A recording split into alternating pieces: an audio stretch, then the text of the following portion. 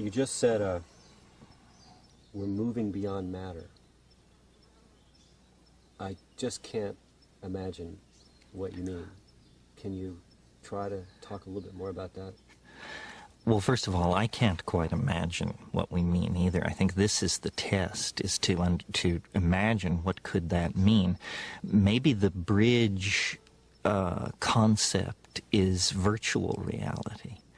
Obviously, we're on the brink of building computer-assisted worlds that don't, quote-unquote, really exist, but which we will experience the way we experience dreams or the imagination. And I think this is where psychedelic substances come in. Shamans have always entered into a non-physical realm of information through trance. In a way, there's nothing new here. This is part of the Archaic Revival. Well, I feel like, you know, tasting the sacred earth. Will you still love me? Will you still feed me when I'm 64? Are we rolling here?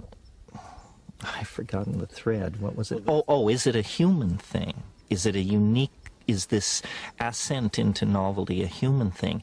No, part of what I discern here, though we humans are always ready to suffer guilt and take blame for everything going on in the universe, I don't believe this is something we are doing.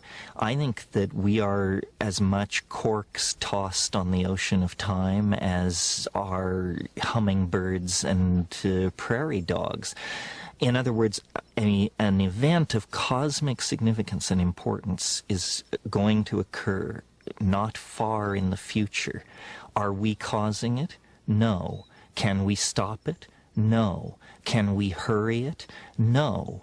It's built in to the structure of matter itself. One way of thinking of this is that the laws of physics are evolving to permit greater freedom.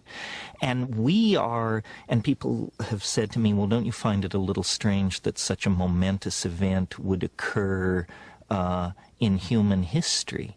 After all, human history is 10,000 years wide. The planet is 5 billion years old. Pretty unusual coincidence that human history would be happening when this cosmic event happens. No, that's completely wrong. Human history is being caused by the nearby presence of this event. In other words, if you think of the event as something which has shells of influence, some of its shells of influence reach so far back in time that they drag life out of the primitive oceans. Some of its shells of influence reach so far back in time that they define the emergence of the hominid line out of the higher primates. Some shells reach back to Egypt, some to medieval time. As you approach the present, it becomes stronger and stronger, but I would argue that the presence of human civilization on this planet is the strongest evidence we have that matter and organizational processes are about to make some kind of a leap to a new order of being. What history is the 25,000-year transition zone. Before you enter the zone, you're an animal. After you leave the zone, you're a god. But for 25,000 years, you're kind of an animal and kind of a god. And you're constantly being swamped by your animal nature, and then great teachers are appearing and dragging people back to the right line. And we are schizophrenic in history. A friend of mine once said, he said, history is the shock wave which precedes the eschaton. And I absolutely believe that. And I believe as historical processes intensify, it's reasonable to believe that we are ever closer to the eschaton. If my ideas seem strange to someone, I ask them, can you imagine this planet in 500 years?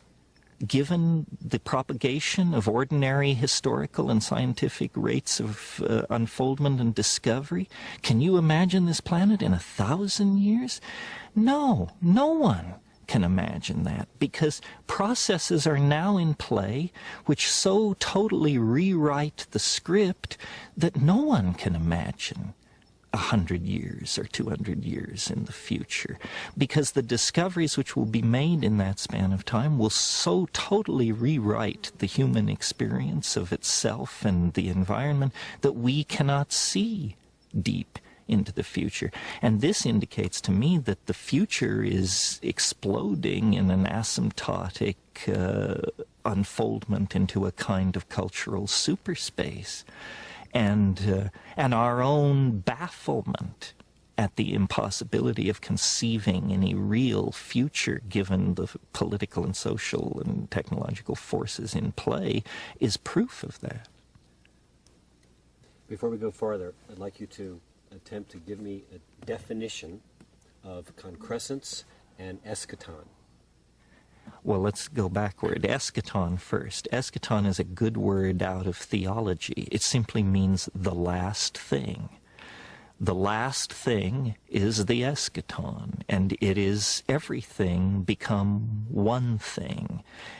For theologians, it's God. For somebody of a more materialist bent, it might be something else. But the eschaton is the last thing. Eschatology is the study of the time of the last thing. Now, what was the other word? Concrescence. Concrescence. This is a little trickier concept. I took it from Alfred North Whitehead. Concrescence is the idea of something that grows together. It concresces. It becomes more dense, more connected, more defined in space and time. And when I talk about the transcendental object at the end of time, or the coming of the eschaton, or hyper-novelty, I mean that the process of the human and biological concrescence of intent reaches some kind of maximum. Concrescence is the end of the process of becoming. Becoming is not true being. True being exists at the concrescence. The kind of being we experience, becoming, is a partial state of being, much like history is a partial state of concrescence.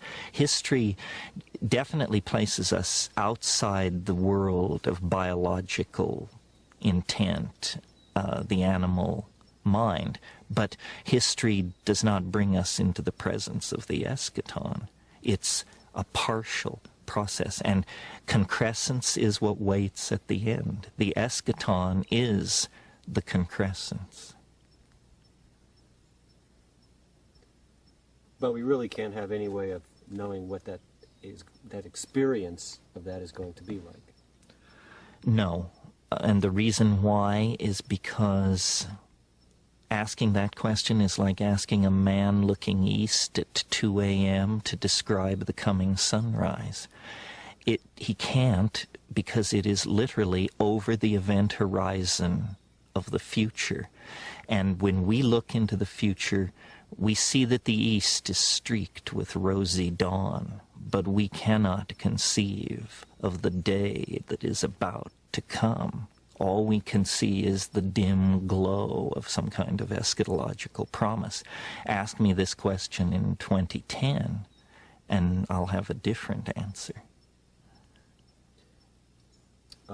Back to this issue of physics and your description of the two things which are left out of their models. The way that you describe it is so self-evident and simple. The complexification, the further away that you get from the Big Bang, and the fact that everything is, the complexification is speeding up. Would you talk just a little bit about the relationship of those observations to the world of the physicist and their efforts to define reality, and why they're not using, including in their models, these aspects that you're pointing to? The main reason they aren't friendly toward a model... Main physics. Well, the main reason physicists are not friendly to a progressive, concrescent model like this is because you would have to give credit to biology for being a stage higher than chemistry, and you would have to give credit to human history as a stage higher than biology. And physicists study physics. If you study physics, there is no biology. You don't have to deal with issues of biology when you study physics. I mean, there is something called biophysics, but it's not well received in physics or biology. So physicists tend to discount biology. Even though life on this planet is 4.83 billion years old, physicists just discount it. They call it an epiphenomenon. Well, then when you talk to sociologists, they give no credit to physics. Science has compartmentalized nature in order to analyze it, and there is no theory of nature as such. And that's really what I'm offering. I'm offering a theory which covers physics, chemistry, geology, biology, sociology, linguistics, the whole thing. In other words, not saying man is some special category, not saying that we need artificial divisions, but that over the entire domain of known phenomena, this tendency to complexify through time, A, and B, faster and faster, can be discerned. We need a theory of everything. Physics talks about theories of everything, but none of these theories of everything address biology, let alone sociology, linguistics, and the phenomenon of human beings. Well, the Archaic Revival. There is a way of looking at the entire 20th century, beginning with Pablo Picasso bringing masks back from Africa and showing them around in French cafes in 1915, beginning with Freud's discovery of the unconscious and Jung's elaboration of those discoveries, and then every phenomenon of major importance that you care to mention in the 20th century: fascism, abstract expressionism, rock and roll, sexual permissiveness, psychedelic drug taking, rave culture, body piercing, jazz. The list is endless. What do all these things have in common? They are reversions to archaic behaviors. They represent rejections of the Edwardian gentleman with his white man's burden, and represent instead a realization that for us to survive and live with ourselves, we have to re-empower archaic values.